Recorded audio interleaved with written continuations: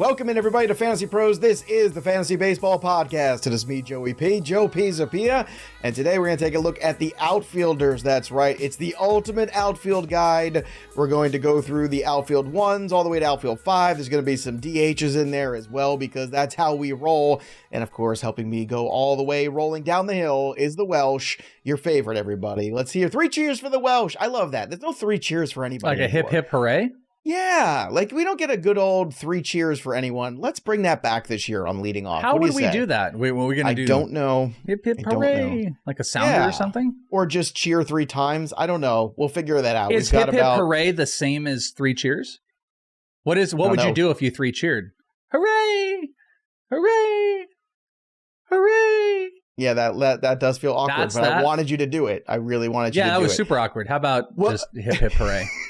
What won't be awkward, of course, is this show. The rest of it, well, actually, no guarantees on that. But we are going to go ahead and we're going to talk about these outfielders, our favorite draft picks to make, our tiers where we have the drop-offs even within these groupings here of the outfielders. And again, you can see all these ranks at FantasyPros.com on the MLB ranking side. Don't forget also, as you're drafting your teams, sync your leagues for free. Use the Fantasy Pros Baseball My Playbook. You can manage all of your fantasy baseball teams on your Yahoos and your CBSs and your ESPNs or wherever the heck you play, all in one spot. Set all your lineups, look for your free agents on one app, you say?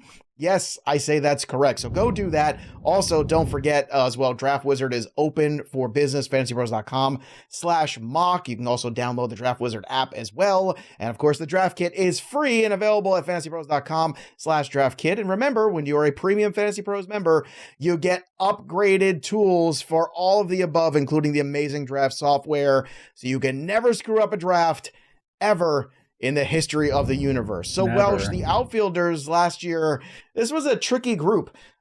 Certainly some outfielders we're very excited about, but then the bottom kind of fell off. I feel like when we're looking at this group this year, I feel a little bit better. I also feel like we're getting some youth influx here that's going to help things as the season goes on, especially some better health, from some guys like Riley Greene and a few others could also be exactly what this position needs. Would you agree? Yeah, and there's other like little sneaky things we're not going to talk about here, but like Byron Buxton is going to be playing in the outfield this year if he plays. So he'll requalify. There's other sneaky things to look out for. It was announced over in Padres camp. Padres have like 1 registered outfielder right now in Fernando Tatis Jr. that Jackson Merrill, top infield shortstop prospect, is going to play in the outfield. So that's another guy that's going to play in the outfield. So it's coming back to say that, like, this position, it can get away from you. And that's my biggest problem with it. But there are stop with the Buxton. I know some Buxton thing is about to happen. I'm laughing about. I'm not even laughing about Buxton. What I'm laughing about is when he said there's only 1 registered outfielder. And all I kept thinking about, does he have to go to all the other teams and tell everyone that he's a registered outfielder? That's all it is. They have to have a list and everything like that. Yeah, Joe, it's a great one. That's a really good one. I think he did. Then that's why they're bringing some others in. But yes, depth is the question here. 5 outfielder versus 3 outfielder. Those are the question. Yeah. And we'll go through them because the tippy top looks great. There are some sneaky sneaks later there, but I promise you, this position can get away from you in drafts because of what the entirety of this board looks like. When you attack pitchers, when you attack infield stolen bases, you can be into like the 7th round and go, oh my, where are my outfielders? And then your outfield 2 and 3 way far behind. And but you have to be behind somewhere in your positions, but it ain't great when you got 5 outfielders that you're dealing with. All right, let's start here before we get canceled on the show. Let's start with Ronald Acuna. I mean, he is... Okay, here's maybe a dumb question. Is Acuna a tier unto himself? Does not a stupid question. 40-70? Because he is. Of course he is. Okay. Yeah. Well, because it was such an incredible year last year. And, I mean, look, when you make that jump, like he hit 41 home runs back in 2019, right? But he has never hit 30 since. And I know we had the COVID short year. But still, I mean, this is a guy whose batting average jumped to the highest it's ever been at 338. The stolen bases, double almost anything he's ever done. 37 was his previous career high. I mean, that is the one thing you ask yourself. It's like, is it repeatable and sustainable? Probably not, but if he gets 90% of it, he's probably still in the tier above himself, right? Onto himself, I should say. Yeah, remember that story I told where we were talking with some of the dev team about projections, and it kind of became about Ohtani in this dynasty way. And it was like, hey, Ohtani, should he be worth this? And it's like, well, he has 2 players. And my argument was like, well, hey, here's what we have to do. We have to bring Ohtani to the same-ish level as Acuna, because Acuna performed like 2 offensive players. I mean, we do this thing where we can cut it. Like, I always love to do this. Look at a player's performance from a year that was high, and then say, okay, what does this guy look like if you cut off 10 to 15% of the production? Okay, this is the guy, blah, blah, blah.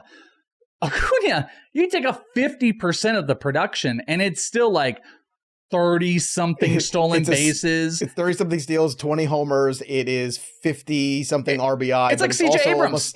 But it's 70-something runs scored. So it's still like... It's like CJ Abrams. 2 players, yeah, it's like Abrams. It's like 2 Abrams put together. So Acuna performs at a level of like 2 players. You absolutely can always, and you should ask, can a guy repeat? But I do look at this and I go, this is who this guy wants to be in these new rules. This is where he went. And how much production can you cut off until you find your reasoning why you wouldn't take him number 1? And I think it's a big number. Acuna is the clear-cut number 1. I ain't trying to get cute here. He performs at 2 levels, so much so, and I know I've said this once or twice, but he had brought up conversation where people wanted to create third-round reversals in leagues because it wasn't fair to have Acuna. Oh, God. I would never do that. That's silly, but I saw that conversation popping up.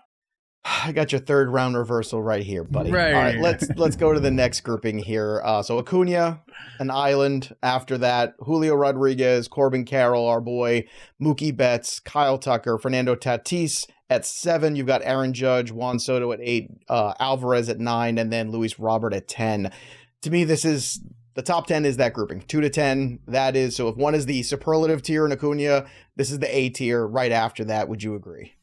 Yes, but as my tiers work, could I see myself taking Juan Soto in any scenario over Julio Rodriguez? It's way closer than what we did in the Ultimate Infield Guide, which you guys can go check out on podcast or YouTube right now. Go do that.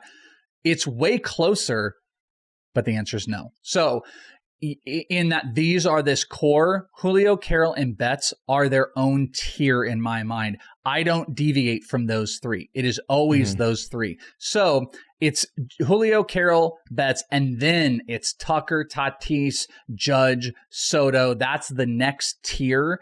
And then it goes to the other guys you mentioned. But like, these are the names. There isn't, I'm not taking a guy off and I'm not, but that's how I break them apart. But these are the dudes.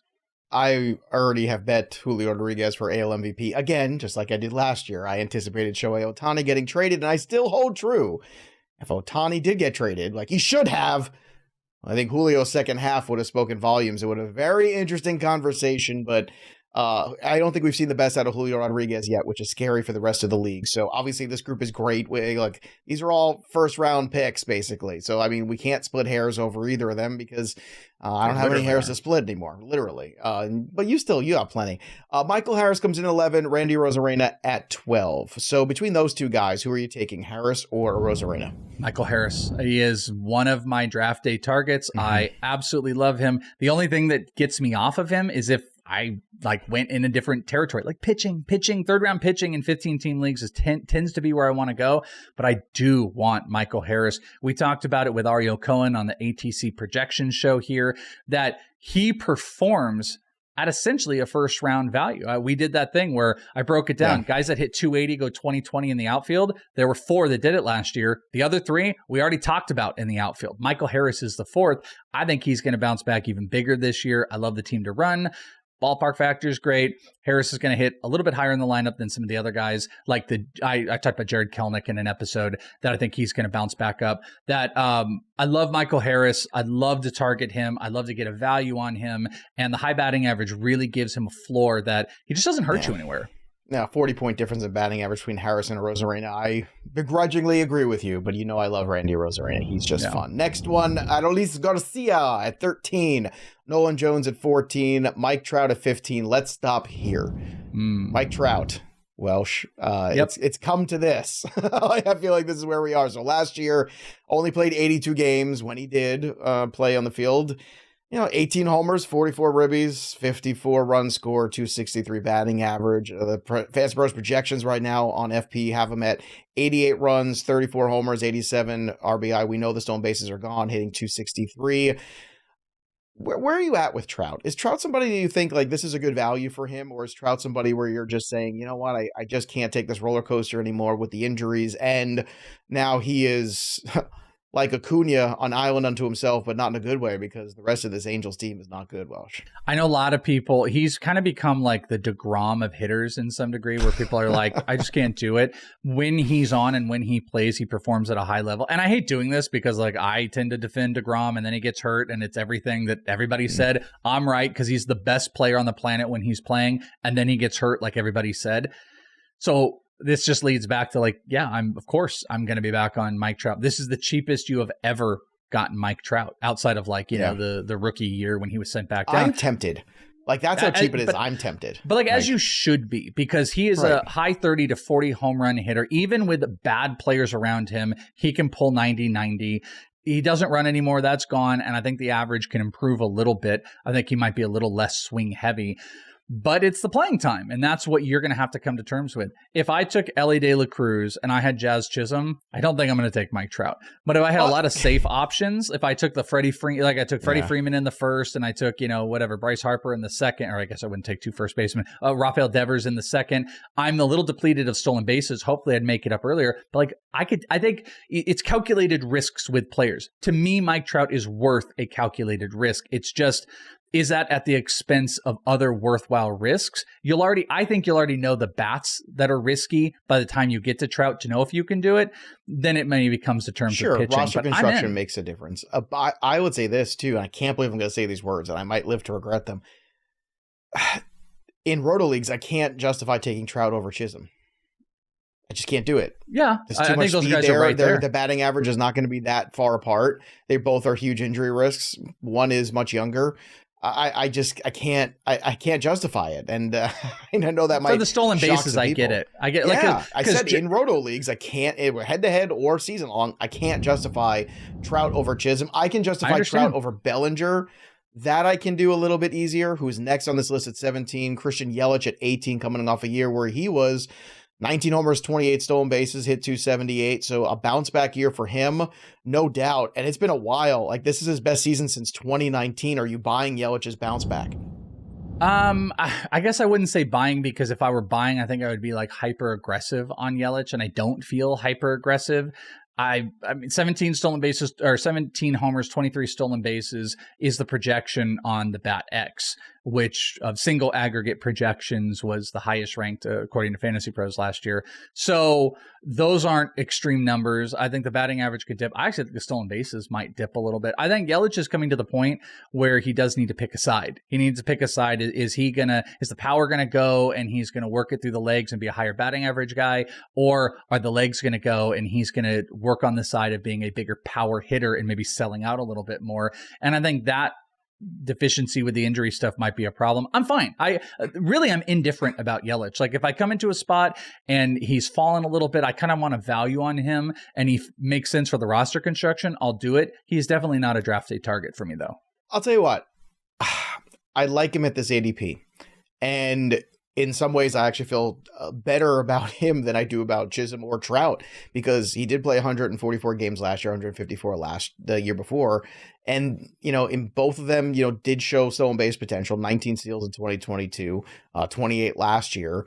The batting average did make some progress there. So I think Yelich is just fine. In fact, this is another guy too that I feel like in those salary cap leagues that he's kind of going to be undervalued. And I think he'll come at a really nice return on investment. Like you're looking for a solid, I think you can pay for number 3 outfielder price and get Yelich as your second outfielder, if that makes sense. I think that's what I'm getting at. You could get a burger today and pay for it tomorrow. Yes, you can. Josh Lowe at 19, Kyle Schwarber, who defies gravity too. I mean, how this guy hits a $190 and still can put up, 140 bombs. I don't know. Wasn't he the first player to like hit 40 bombs and under 200? Something like that. 197. But how he scored 108 runs. It's amazing. I mean, I know he had 47 homers. Well, there you go. There's 50% of them right now. But like, that's it. Like, he is those true outcomes. So he is one of those dangers of roster construction. You just have to account for it. After Schwarber, continuing on our list here, Brian Reynolds, Nick Castellanos, Seiya Suzuki, and George Springer close out outfield 2. So of this grouping from Garcia to Springer, who's your favorite guy in this tier? Probably, you added Adolis Garcia? Well, Adolis was at 13. So if you want to, like, I was like, no, I want the premium guy. I'm not going to wait. Like, you basically have two ways to go about this. You can go ahead with the premium guy in Garcia. You can go in the mid-range with Yelich and just kind of get by, which is understandable. Or you go to that next grouping here towards the end and say, okay, Castellanos, Brian Reynolds, and those guys are serviceable outfield 2s. So there's two guys that I like, and I'd probably pair them together, and they're probably the targets. It's Mike Trout, like I mentioned, risky. I might eat my words. And then the opposite of that, Brian Reynolds. I have Brian Reynolds, I think, on every roster construction I've done so far, as far as NFBC, like DCs and 50s go. Brian Reynolds has been like a major target of mine because that is a floor outfielder who does a little bit of everything. A little bit of runs, a little bit of RBI, good batting average, 20 plus homers, 10 plus stolen bases. Not as sexy as some of these other guys, but it mitigates some of the risk. Most likely, if you've been listening, you can tell at some point, I'm going to take a shot. I'm going to take a risk somewhere. Could be a pitcher. It could be a Trout. It could be an Elly De La Cruz. I'm going to take it somewhere. So you've got to have your backup. In my mind, you have to have your backup plan of who are the safe options that help that. There are some pitchers that we'll talk about in the next episode.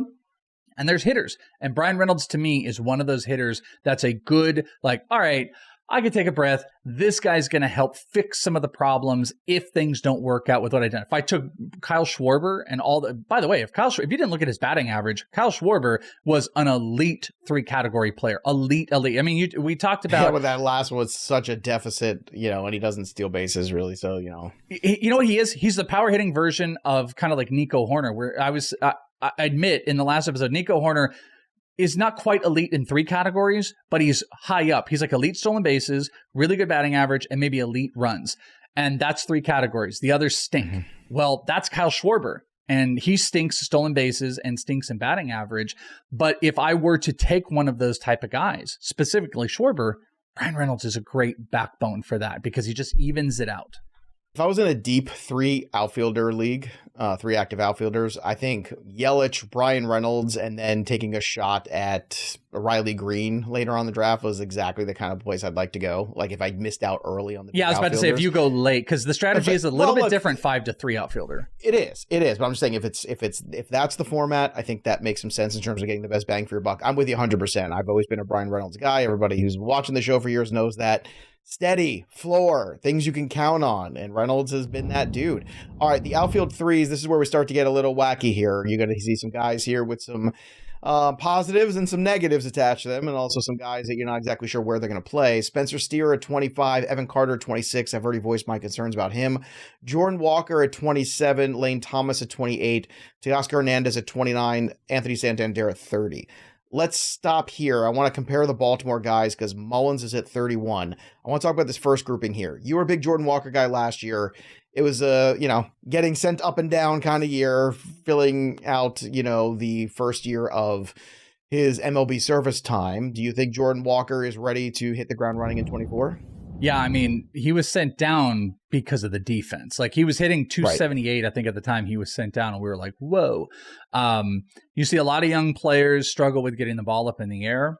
Sometimes you're going to see them struggle with barreling, and that's just something that time takes. That's one of the arguments for Elly De La Cruz. Elly De La Cruz had like sky-high ground ball rate, 3-degree launch angle, low barreling. Those are things that improve over time, as long as you are a competent hitter. And Jordan Walker's like an incredibly competent hitter. Been working all off season, getting bigger. I think Mason Wynn had put out the report, shortstop for the Cardinals, that he put on like 15 to 20 pounds of muscle this offseason. He's got incredibly great bat speed with a contact approach that's going to hit for power. Saw it in person in the AFL. I love Jordan. I think Jordan Walker's a 2020 guy this year. I'm in on him big time. And I will say my other favorite, just to throw it out, I love Teoscar Hernandez. I really, really do. Teoscar Hernandez goes into I think it's a better for right-handed hitters, or at least Oh, no, because it's Seattle. Exponentially better ballpark factor. I was thinking Toronto.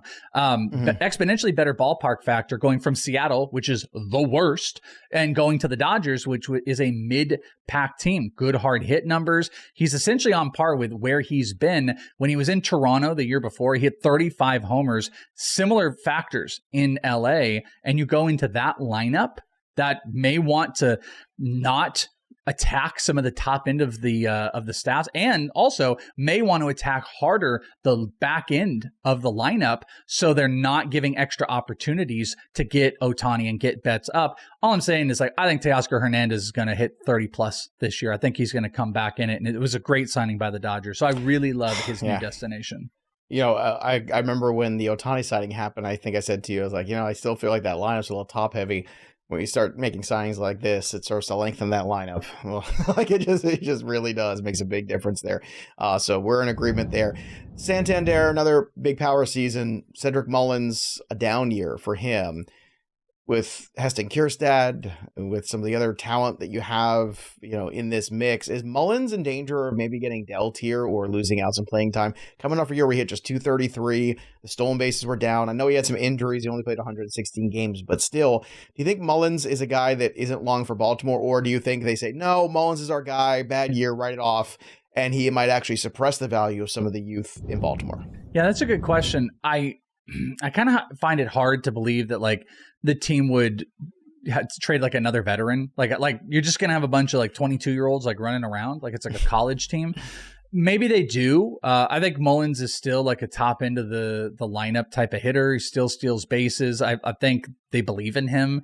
Defensively works. I think he would more suppress the Colton Cowsers of the world than them want to move him, especially because they're pennant running this year. Like, they're going for it. Now, if Baltimore just completely falls apart, yeah, I think Mullins is gone. I think he's absolutely gone. And I don't think that's going to happen with Baltimore. I think they have a legit shot to win this division. But if it did, that would be the spot. He's another one of those guys. Mullins is kind of like, he's in that not super exciting major target, but we maybe should pay attention because these are like 20 plus stolen bases outside of the top 100. And we really should pay attention to those type of players. So there might be some potential, but I just don't know if the struggles are going to keep him at the top of a lineup. I think that's where you're going to fall apart. Like, I think Jackson Holliday's making the opening day roster. You've got Gunnar Henderson. You got a lot of like interesting bats there. Take me through the Orioles opening day. Like, okay, Jackson Holliday makes the roster. We know where Gunnar Henderson's going to play. Like, we know some of the things already. Like, who gets squeezed? Somebody's got to get squeezed somewhere here. Okay, so we'll go over to roster resource right now. And by the way, we found out that Holliday's going to play second base for the team, not shortstop. So here's how the lineup works in roster resource. They've got Gunnar leading off. They've got Adley hitting 2. I think that's locked. You've got Santander at 3, and then it goes O'Hearn and Hayes. That ain't locked. Mullins is hitting 6, Mountcastle at 7, Jackson Holliday at 8, and Jordan Westberg at 9. So there is room for... And you're kind of locking in Mountcastle at DH because that's kind of where you want him, I feel like. Yeah, well, because they got O'Hearn at first, but that could be Heston Kjerstad. I do think there's a possibility that what you could do is you could have Mullins lead off, Adley at 2, and Gunnar at 3. So I think there's room for that improvement to happen with Cedric Mullins. And there's still kind of some lineup. If you look at that lineup, you go... He's not necessarily holding anybody back. Like, they might get rid of Austin Hayes before they get rid of Cedric Mullins.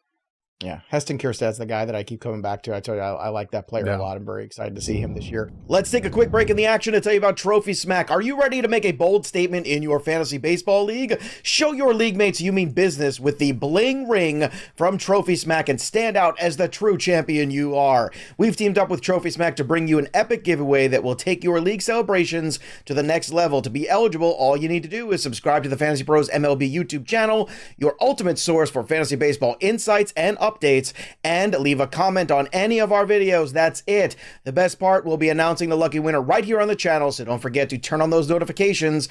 That way you'll be the first to know when new episodes drop and when it's time to claim your prize from Trophy Smack. And now back to the action.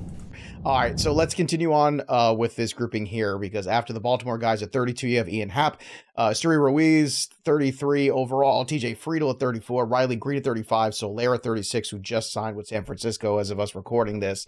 So again, this is where the drop-off is. Ruiz, you know, a guy, he's one-dimensional. Like, he's there for stolen bases, but for a guy who steals as many bases, you know, he's not scoring enough runs. At the same time, Greene is the guy that I circle on this list. I think we started to see the potential that I don't think this ADP is going to hold, or this ranking is going to hold as we get deeper into March.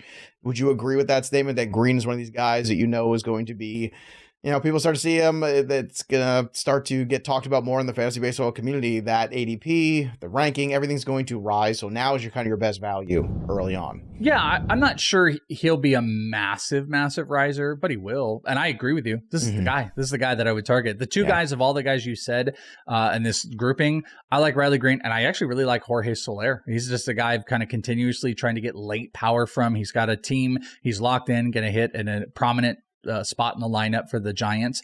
I don't think the best hitting environment, but that's fine. I'm totally into him. But Riley Greene is a player that I want. He's ranked higher than what his ADP is going for, which is a really odd one. He's one of the biggest risers on that. And big hard hit numbers, barreling, health was a problem. I think he's going to get over that 20 mark. I personally think he's going to hit over 25 this year.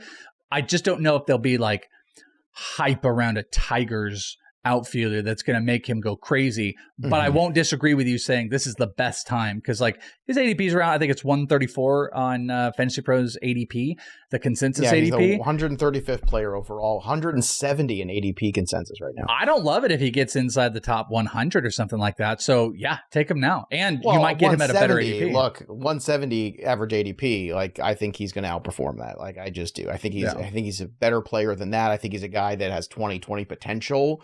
You saw the batting average come up last year. I think Riley Greene's finally starting to figure it out. And look, that's great because, you know, Torkelson figured it out in the second half last year. I want the Tigers to be respectable again. You know, I grew up in the 80s and the Tigers had some respectable teams. Like, this is a good... You know, the pitchers have not panned out, you know. They just they got Skubal. They signed Maeda. Colt Keith is going to be in the lineup. No, but I'm talking about like that Manning group, like all those guys that were coming through. Oh, yeah, like Casey Mize, Manning. Casey Mize, none of those guys have worked out the way that, you know, we thought once upon a time. All right, outfield 4, here we go. This grouping starts with number 37, Masataka Yoshida, then James Outman at 39, Chas McCormick at 39, and Jackson Chourio at 40. Let's stop there. Look, I know he's just a boy, but Chourio is a special player. I think this is too low. Welsh, what do you think? I think he's, I understand okay, let's rank him at 40. I get it.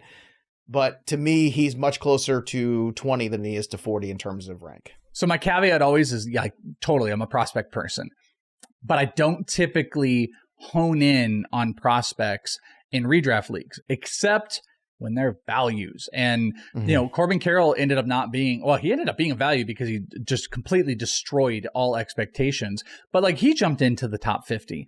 And when these guys, you know, further up, that makes it tough. Here's the deal though. None of these guys are. Wyatt Langford, Jackson Chourio, Jackson Holiday. They're not jumping up because people are a little bit timid because they're not getting what they want to hear. Guaranteed roster spot. But Chourio's got the contract. Chourio's got the contract. But he's got a hard ass in Pat Murphy being his coach. So like, that's a little like, if there's a guy that would, you know, didn't run out a ball that would probably bench him, it would be Pat Murphy. But my point is like, these guys aren't being given the extra benefit, because if Jackson Chourio had a guaranteed spot, I don't see how anyone would let him slip out the top 100. Same thing with Jackson Holiday, same thing with Langford, and same thing with Junior Caminero. They're all late. So because of that, I'm targeting them. I won't take them all because that is way too much risk. But Jackson Chourio is a great power speed combination. He has some strikeout issues that I think could still be prevalent, but he has the best fantasy combination of tools, I think, than any of these guys. So absolutely, I'm in on Chourio if I can get him. The only problem is he's the number one of the rookies, not counting Evan Carter, but the other four. He's the number one of those guys that is going right now because of the extended contract. As he should. Brandon Nimmo at 41, really solid player. That's one of the, like, he should be in the top 40, I think. Because, I mean, do you feel better about Outman or Nimmo? I feel better about Nimmo. Well, Nimmo's safer. If I want batting average and runs, Nimmo's safer. But I think Outman has louder counting stat potential. But he's gonna hit at the bottom. Again, hitting at the bottom of a Dodgers lineup though just doesn't mean anything. It's like the Braves too. It's like that. I'd rather that than hitting 4 for the Pirates. So Yeah, I don't know. I understand that thought process, but I just feel I'll take the safer Nimmo over Outman, who's a couple spots ahead of Nimmo right now. In points leagues, especially, too. Nimmo's a very safe player. 42, Marcelo Ozuna, then Tommy Edman, Jarren Duran, Lars Nootbaar, Stephen Kwan, Wyatt Langford, and Chris Morel at 48. You were a big Nootbaar guy last year. What do you think about him at 45 this year? I'm still down with the Newt. I really want him to be able to, you know what I really want him to do? I heard this rumor when he was in the AFL a couple years ago that he had trademarked Newt Bar as a protein bar.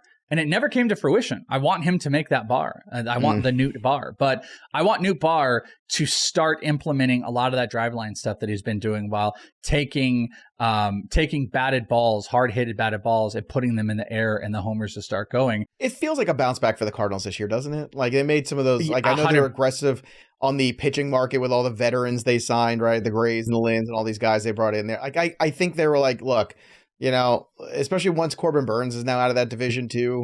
I don't know. It feels like St. Louis can go right back in. This might be like super annoying to hear for anybody, but just as if you want anecdotal stuff, like there's no WBC this year. You know, Nootbaar was gone and Goldie was playing for Team. Sure. Like, I'm not saying that has to be a distraction, but there's maybe that was a small setback to the focus, the concentration, and where Nootbaar needed to be. That's just kind of like narrating what I want to happen. But guess what? He's outside the top 40. I think he's a great outfield option to target, as do I Jarren Duran. Jarren Duran is a huge target for me as well. By the way, rumors that the Padres were talking to them about Jarren Duran. Really? Which would be really interesting with the Red Sox.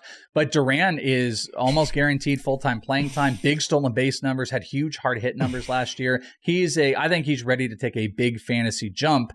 It'll be interesting, though, if he were to be traded.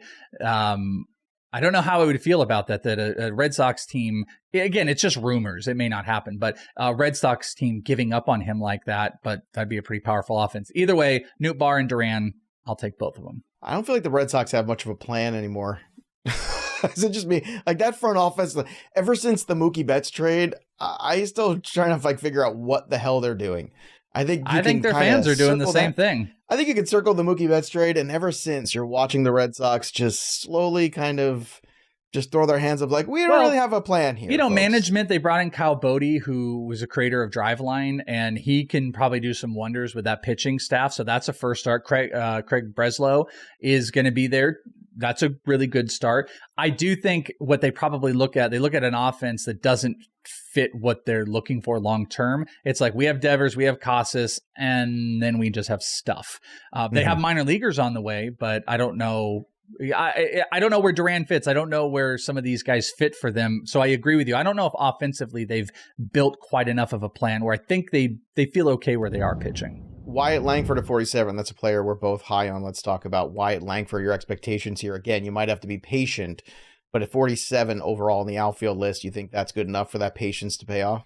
Yeah, I think so. I pushed him up really high at one point early in the year. I talked myself down a little bit as they've poured some cold water on potentially him starting out. Also, this might seem stupid, but like Seager maybe having to start at DH might give one less opportunity for Langford, and they may want an extra infielder to cover for shortstop with Seager not being able to play it. So maybe that is the reason that they push Langford out to start the year. But I do think he is up within the first month unless he struggles. And I think he has a better opportunity to win an AL Rookie of the Year than I do Evan Carter. And maybe I'm just being too negative Nancy. Oh, no, but I placed a future on 100%. Rookie of the Year future on Wyatt Langford a little bit earlier in the year. So I'm big OBP skills, big power, Trouty type of body to me, and he's running. Yeah, he looks like the real deal, but we need a bigger sample size, and I think it might start in the minors before the majors. But I'll still take it in the late 40s because we're now in a space where like you could take him and you can replace for a short period of time. Closing out outfield 5 here now. 48, we just did Morel. So after that, Kerry Carpenter at 49. Then Eloy Jimenez, who's going to be DHing at 50. Varsho at 51. Again, check your leagues for local listings of eligibility. Lourdes Gurriel, then Tyler O'Neill, Jared Kelenic, who's now with the Atlanta Braves. What'd you make of that trade in the offseason? That's a play we really haven't talked about much. Man, he started off real hot. Everyone thought, okay, we're all good. He's finally figured it out. And then, kind of right back to square one, it feels like a lot. Then when an organization like the Braves comes around and picks you up, I'm always very intrigued. It's like when the Rays sign a pitcher it was a conversation we had last year about Eflin. I was like, oh, I'm really excited about Eflin with Tampa. Certain organizations just kind of have a magic wand that they wave, and all of a sudden these guys become useful again. I would say I don't want to like bury it or repeat. So like go listen to the Bold Prediction show. I have a Kelenic segment in there, but suffice it to say, I like it. I definitely like the move. And, one of the negatives to the trade very early on was, he might platoon with Vaughn Grissom. Grissom's gone. They traded him to Boston. So that is his job to go with. Yeah. To Boston.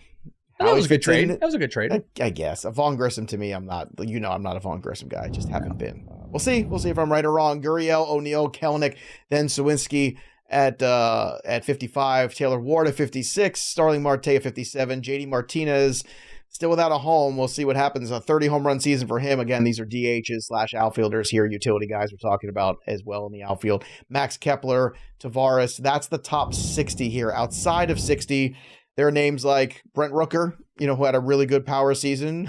Giancarlo Stanton, who's still a big name, although in terms of playing games, like he had 100 games last year, hit 24 home runs. Like he's kind of like is what he is. He's like Austin a fun Hayes. Little scratcher, it's like a $2 scratcher. He's like a guy you bet on for a home run prop. He's not a guy I want on my fantasy team anymore. I feel like that's it. And then you have weird situations like Alex Verdugo with the Yankees now. I can't believe Alex Verdugo and Marcus Stroman are Yankees. If there are two human beings that I feel like, in terms of their effervescence and personality, don't really fit the historic. I wish George Steinbrenner was still alive. Like I'd love to see that meeting between these guys. That's gonna be really fascinating to see how it plays out. It really is, because they are very outspoken guys. Some people really like them in the clubhouse, some do not. And the Yankee culture, I don't know. Do you think there's like a change here going on in the Yankee culture where I don't want to say they're getting desperate, but they're certainly opening themselves up to things maybe they weren't previously looking for in terms of player personalities that are now personnel decisions they have to make because there's deficits on this team they have to fill? What's interesting about what you said is I don't think there's a real, Rizzo. I mean, Verdugo's been on how many organizations now, right? Dodgers, Red Sox, right? Like he's bounced around a couple times here. But he was actually, I remember he had a little thing in the AFL when he was here years and years ago. He had one of the worst performances here. What I was going to say is like, you know what? The Yankees lack leadership. Like Judge is not really like a leader. Garrett Cole, not really a leader. And Soto isn't either. Rizzo isn't either because Soto's 100% not. 100%. Well, Soto can be, but that's not his deal right now. He's looking to get paid. I didn't see any. Yeah, I mean, I saw him a lot with the Padres and in camp and stuff like that. And I mean, you walk into a situation where Manny Machado is kind of like the leader and Tatis, but he never exemplified that. But like Rizzo might be the guy. My whole point was like, it is interesting. That's a kind of leaderless team, but Rizzo might be the guy that you worry about those big personalities kind of running amok. But I hadn't really thought about like that. Rizzo, there's probably a lot of platooning that's going on. Stroman, later outfield, That's why I want to try to get in on this. If I'm in a 3 outfielder league, I don't feel the pressure and the weight as much, but my strategy would be get one of the upper tier-ish guys. Then you could even play in the middle for like a Brian Reynolds, and then you could play a little bit deeper, the Riley Greens that are falling. Give me Luis Robert, Brian Reynolds, and Chourio, Riley Greene. Bam, we're good. 5 outfielders where the pressure happens. The position can get behind you. You could take one good dude. Hey, I went out and I got Corbin Carroll. And all of a sudden you let it go. You miss out on Brian Reynolds. And now your outfielder 2 is Riley Greene. But then your outfielder 3 is, I guess I should look at this list here. Your outfielder 3 is Ian Happ. And then your outfielder 4 is further down here, Tyler O'Neill. And your outfielder 5 is... Am I really looking at Giancarlo Stanton? Am I really looking at I just don't want to let the position get too far ahead of me. So be more cognizant if you're in a 5 outfielder. If you prioritize some of those guys a little bit early, you could have an advantage, but don't go nuts in 3 outfielder because there is some decent depth through the first 35 or so. But where Scott White, I did an episode with, he had said, when in doubt, take outfield. I think we moved beyond that a little bit where we have a better understanding. But keep an eye, better than last year. Last year was terrifying. I think like we all sat on that cliff. Get like a neighborhood watch sign, but it's just like outfielder. Like just make sure we're all watching outfield. Better than last year. Again, some of the youth that's coming through here. I think it's a lot to be excited about. Some of the guys, getting healthy too. Better than last year. Still a drop off, still clear, still some landmines to avoid. But who are some of your favorites? We want to hear from you. Drop your comments below in the YouTube channel. Let us know. Don't forget to subscribe to Fantasy Pros MLB. Yeah. And make sure you also ring that bell for notifications till it goes ding, because we've got Fantasy Fest coming up on the 15th of March. We've got leading off coming up right after that. Every single day, the Welsh and I talking baseball. Amazing times here. What's happening? How did we get to that spot? We're already here? I don't know. We're here already. Never sleep. That's for sure. From football to NFL draft coverage now to baseball coverage here. So my head is spinning here. But by all means, keep giving me crap about me mispronouncing one name over and over again. Say it. What's his name again? I see you. Reagans. There we go. Reagans. I read the YouTube comments because I got a thick skin. I don't. Most of the time they're fun. And you know what? Now I'm just going to call them Ragans over and over again. I actually told Joe that when he was, and I was like, I just thought about to get the YouTube you comments up. That's what I'm going to do. You keep all the comments, making fun of me. That's fine. I'm going to keep doing it. But I told you should just lean into it now. Like just never say it right. I did lean into it the other day. But I mean, look, again, it's literally you're doing 3 shows in a day and 3 different sports. I did an NBA show too as well. Sometimes things kind of slip your mind a little bit, but that's okay. We're here for all of your full service baseball. And you know what? I'm going to go draft some shares of him right now on the Draft Wizard, just so I have some shares and I can start get some Ragans, doing some simulations, some Ragans. Let's call the whole thing off. Let's call this show off, everybody. That'll do it for us. But the story of the game goes on. For the Welsh, I'm Joey P. We'll see you next time, kids. Ray guns blazing. Pew, pew, pew, pew, pew.